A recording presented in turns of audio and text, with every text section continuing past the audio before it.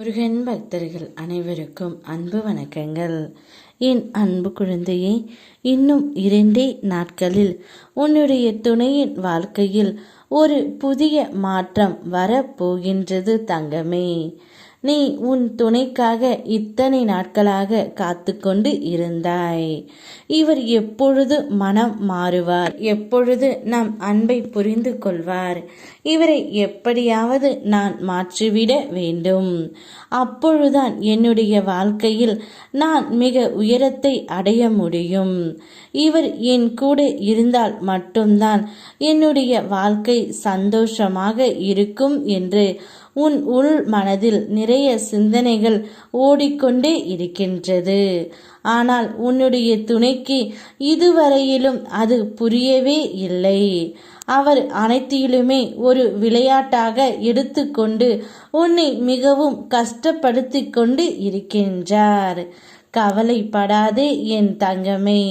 உன்னுடைய துணையின் வாழ்க்கையில் இப்பொழுது புதிய மாற்றம் ஒன்று வந்துவிட்டது. இனி நீ நினைப்பது போல் அவர் நடந்து கொள்ளப் போகின்றார்.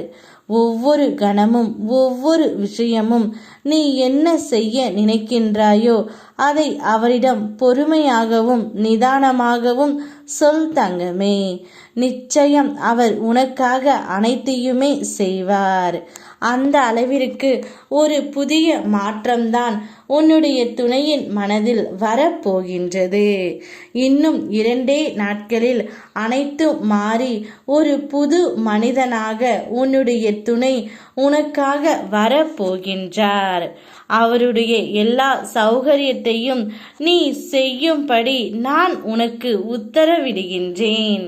அனைத்து காரியங்களும் நிஜமாகவும் உனக்கு பிடித்த மாதிரியும் இனி உன்னுடைய வாழ்க்கையில் நடக்கப் போகின்றது.